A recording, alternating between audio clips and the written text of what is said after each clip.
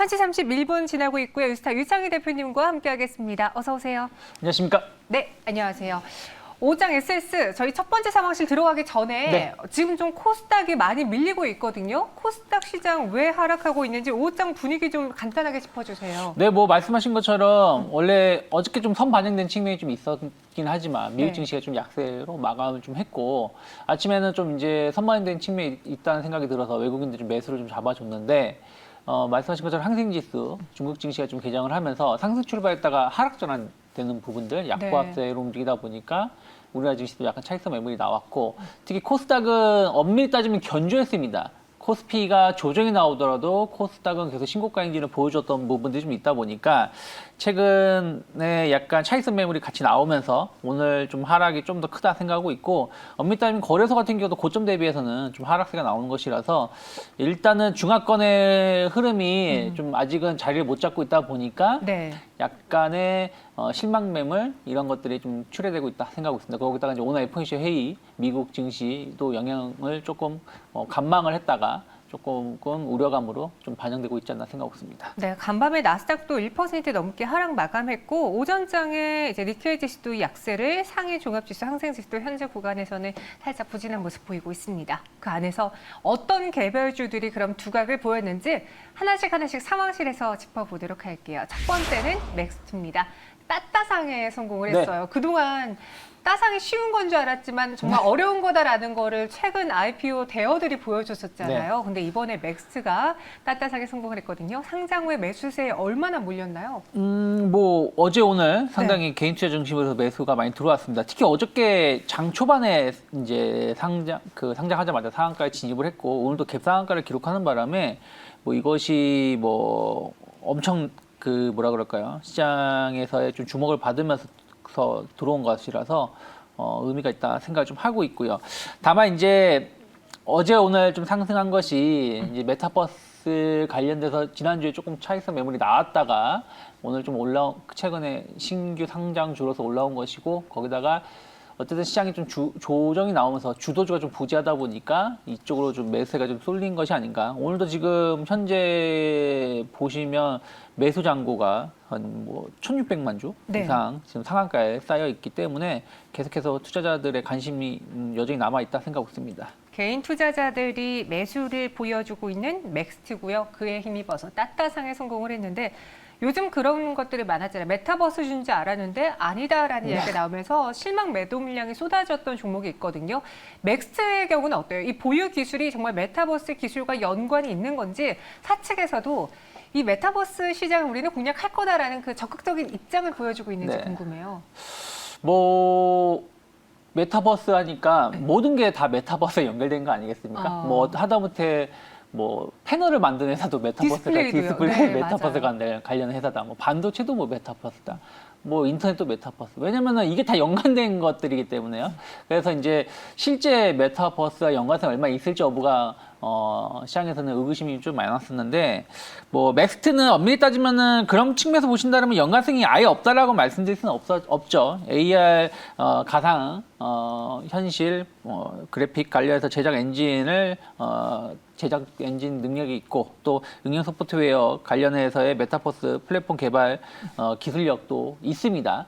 뭐 성장 산업에 대해서 계속 관심도가 좀 있고 또 이게 지금 메타버스가 기존에는 연예인들 활동 이런 부분들에 좀 접목을 시켰다가 최근에 좀 선거 이슈가 좀 오면서 선거 경선 이런 거에 또 이게 활용이다 보니까 더 일반 시청자들이 더 체감을 좀 많이 하고 있다 생각을 좀 하고 있습니다. 그래서 그 성장성은 긍정적인데 어쨌든 이 매출 자체는 아직까지 미미해요. 작년 같은 경우도 적자를 보여줬었고 올해도 흑자라고 하지만 흑자 가능성이 있다라고 하지만 뭐 한 1, 2억 정도 수준이고 매출 자체도 그렇게 아주 높은 회사는 아닙니다. 그러다 보니까 뭐 이 회사뿐이 아니죠. 전체 메타버스 관련된 기업들이 뭐 폭발적인 매출 증가를 보여주는 거 아니기 때문에 일단 성장 사업에 대한 어떤 기대감들 그리고 어쨌든 중소형주로서 매출이 상당히 작다라는 거에 대해서의 좀 개선을 어떻게 좀 빨리 해결할 수 있을지가 앞으로의 숙제가 아닐까 생각하고 있습니다. 네, 맥스트가 상한가에 갔지만 오늘도 다른 메타버스 주들은 좀 부진한 모습이거든요. 그러니까 이거를 저희는 어떻게 해석을 해야 되는지 맥스트 빚진 메타버스주로 자금이 쏠려서 맥스만 가는 시장이 연출될지 아니면 그 메타버스에 대한 관심도가 여전히 뜨겁구나 해서 다 같이 좀 쉬었다가 올라갈 수 있는 그런 모양새가 나타날지 어떻게 보시는지요? 일단 뭐 메타버스의 관심도는 여전히 있다라는 것을 확인시켜 준 것 같아요. 네. 그래서 뭐 일정 부분 조정이 나오고 나서 최근에 조정이 나왔기 때문에 약간 지지선이 확인이 된다라면 좀 재접근도 가능하다라는 것을 확인시켜 줬는데 다만 이제 그 맥스트가 오늘까지 따상을 보여줬지만 네. 이게 연속성을 띌지 여부는 좀 봐야 된다 생각을 좀 하고 있습니다. 어찌되었든 뭐 실적 대비 고평가고 여러 메타버스 관련된 종목들이 많이 있기 때문에 여기서 또 다른 종목으로 또 순환매가 나온다라면 종목은 또 갑작스럽게 조정이 나올 수 있기 때문에 추격 매수는 상당히 조심스럽게 하더라도 손절가를 상당히 짧게 잡고 대응하셔야 된다 생각하고 있습니다. 네, 메타버스 이슈는 또 선 반영됐지만 그 메타버스에 대한 열기는 계속해서 나타날 수 있기 때문에 우리가 무리하게 추격 매수하기보다 눌림목 구간에서 다시 한번 접근해보는 전략을 세워보는 게 좋겠다라고 이야기해 주셨습니다. 넥스트 확인해 봤고요. 두 번째 상황실로 넘어가 볼게요. LG 디스플레이고요. 오늘 실적이 나왔는데 네. 4년 만에 최대 실적이고 분기로만 따졌을 때 2분기 실적도 정말 예상보다 더 잘 나왔거든요. 왜 잘 나왔는지 이번 실적에 대한 평가 좀 해주세요. 뭐 실적은 당연히 좋게 나올 거라는 평가가 지배적이었죠. 네. 왜 그러냐면 LCD 가격이 계속해서 올라왔었고 뭐 오죽하면 뭐 LCD 가격 때문에 너무 비싸다 보니까 OLED로 빨리 전환해야 된다라는 얘기가 나올 정도까지였다는 거죠. 그만큼 어떻게 보면은 코로나가 확대되면서 외부 활동이 잦아들고 내부 활동이 많아지면서 좀 대형 TV 수요 이런 것들이 LCD 가격, OLED 가격을 증가시키면서 수익성을 증가시켰다 생각을 좀 하고 있고요. 어쨌든 수율이나 생산성 등에서 상당히 그 역량을 많이 확대시켜가지고 수익성이 좀 더 좋아졌다, 수율이 좋아졌다라고 평가가 나오고 있고요. 제품 라인업이 다양화되고 프리미엄 TV 아까 말씀드린 대로 수요가 많이 늘어난 거에 대해서 수혜를 입었습니다. 그래서 저는 이러한 실적 증가세는 뭐 연말까지는 좀 더 이어질 가능성 열어놓고 접근해 볼 수 있다 생각하고 있습니다. 그러니까 두 가지 사업군이 있는데 LCD 부분에서 판가가 인상되고 있고 OLED TV도 잘 팔리고 있다 보니까 실적이 좋을 수밖에 없었다. 근데 이번에 컨퍼런스 콜 이야기를 보니까 LCD 가격이 추후에 하락할 가능성도 열어놓고 있더라고요. 네, 뭐 어쨌든 LCD 가격의 상승을 한 것이 중국에서 이제 감산했었던 부분들이 좀 있었고, 네. 그러니까 삼성도 LCD 패널을 거의 뭐 생산 안 하지 않습니까? 그러다 네. 보니까 뭐 흐지부지 됐지만 LG 디스플레이한테 공급을 받겠다라는 뭐 얘기, 뭐 OLED 관련해서도 뭐 그런 얘기가 있을 정도로 LCD 가격이 시황 업황이 좋았기 때문에 네. 좀 이제 꺾일 때가 됐다라는 것이죠. 그래서 업황 피크, 그러니까 LCD 가격 관련해서는 좀 업황 피크 가능성이 좀 있었던 것을 어느 정도 좀 인정한 것이 아닌가 생각을 좀 하고 있고요. 하지만 중요한 거는 뭐 이런 것은 이미 좀 반영되었다. 그러니까 LCD 가격의 상승 둔화는 반영이 되었고 오히려 OLED 쪽으로 해가지고 대형 OLED 시장이 확대가 되고 있다는 부분들. LG 디스플레이 결국 삼성은 중소형 OLED 패널, LG는 대형 OLED 패널 시장이 제일 중요한 포인트인데 이쪽이 상당히 수익성이 개선되고 확대되고 있다는 것은 중장기적으로 봤을 때 긍정적이고요. 그리고 POLED 시장, 특히 이제 POLED 시장이 중요한 게 자동차 전장 쪽에 들어가는 제품들이 대부분 POLED거든요. 네. 근데 이것이 매출 그 제품 단가 상당히 높습니다. 상당히 높고 그리고 지금 신형 자동차들 이 패널이 계기판 패널이 계속 커지고 있어요. 뭐 30인치가 들어갔네, 뭐 20인치 이상이 들어갔네 이런 얘기가 나올 정도 계속 커지고 있기 때문에 그런 부분들에 대해서 성장성을 본다라면 뭐 LG 디스플레이 쪽에서는 LCD 가격은 둔화되겠지만 나머지 앞으로 시장을 선도할 수 있는 제품들의 성장성을 더 주목할 필요가 있다 생각하고 있습니다. 그럼 LG 디스플레이의 가격 전략도 세워보겠습니다. 실적이 잘 나왔고 또 평가도 좋다 보니까 오전장에는 주가에 반응을 했다가 외국인 기관의 순매수에도 불구하고 지금은 좀 상승폭을 반납했어요. 네. 하지만 길게 봤을 때 그럼 LG 디스플레이 앞으로 추세적으로 우상향할 수 있다고 봐도 괜찮은 건지? 네, 뭐 저는 그렇게 보고 있습니다. 네. 지금 엄밀히 따지면 지난 2월부터 지금까지 그 자리에 놓여 있다라고 보시면 될 것 같아요. 항상 제자리에 놓여 있다라고 보고 있는데 꼭 이거는 LG 디스플레이만의 문제는 아니죠. 하이닉스든 삼성전자든 대부분의 전기전자 업종군들이 현재와 같은 모습을 보여주고 있는 것은 아무래도 이제 그 사이에 경기 민감주라든지 주도주 역할을 좀 못했기 때문이고 하지만 결국은 주가는 실적에 수렴할 수밖에 없어요. 최근에 뉴욕 증시가 나스닥 중심으로 해서 아주 강하게 올라왔던 것은 빅테크 관련된 종목군데 실적에 대한 기대감으로 올라온 것이거든요. 그러면은 국내의 빅테크들도 실적은 상당히 더 좋아질 수밖에 없기 때문에 저는 여전히 목표가 28,000원 유지할 필요 있다 생각하고 있습니다. 네, 그래서 단기 목표 주가 28,000원 제시해 드렸습니다. 그리고 조금 전에 나온 삼성전기의 실적 2분기 매출액은 2조 4천억 원으로 전년 동기 대비 40% 넘게 증가했고요. 영업이익 부분에서 3,393억 원으로 전년 대비 230% 크게 늘어났습니다. 제가 삼성전기에 대해서도 잠시 후에 한번 짚어보겠고요. 이번에는 GS건설 상황실로 넘어가 보겠습니다. 건설주들이 생각보다 최근에 부진했어요. 그리고 뭐 물론 많이 올랐기 때문에 쉬어가는 구간이기도 했고 먼저 실적을 발표한 현대건설의 실적이 또 다소 부진했었잖아요. 네. 우선주는 또 유상증자 이야기도 나왔고 이 대형 건설사들에서 2분기 실적 희비가 엇갈리는 이유가 무엇일까요? 결국에는 이제 지금 업황 자체는 계속 좋아지고 있고 앞으로 네. 업황은 더 좋아질 수 있다는 기대감은 확실하다고 볼 수 있어요. 다만 우리가 조선주도 마찬가지죠. 조선주 상반기 실적 수주 역대급으로 수주를 했지만 2분기 실적은 다들 적자 가능성이 높다라는 것이죠. 적자를 보여줬구나. 왜 그러냐면 그 신규 수주한 것의 실적은 앞으로 2, 3년 뒤에 반영이 되는 것이고 지금 실적은 그 전에 수주했던 모멘텀이 반영이 되는 거예요. 그래서 국내 건설들도 건설별로 좀 실적 차이가 좀 많이 나고 있습니다. 그러니까 대우건설 같은 경우는 플랜트 사업의 수익성이 상당히 개선됐던 것이 있었고 특히 그 해외 건설 사업 부분을 먼저 구조조정을 한 부분도 좀 있다 보니까 뭐 말레이시아 사업 부분이라든지 싱가포르 사업 부분 수익성이 상당히 좋았던 것이 1분기 때 확인됐고 그런 것들이 2분기로도 좀 진행이 되고 연속성으로 좀 넘어오고 있다라고 평가하고 있습니다. 그리고 정비 사업이라든지 이런 관련해서 매출이 꾸준히 늘어나고 있는 부분들이 실적을 증가시켰는데 반대로 다른 대형 건설사들 뭐 대표적으로 뭐 GS건설이라든지 뭐 HDC 현대산업개발 같은 경우는 플랜트 사업에 대해서의 구조조정을 좀 뒤늦게 시작을 했기 때문에 그에 따른 비용 증가가 좀 반영이 되는 게 좀 있고요.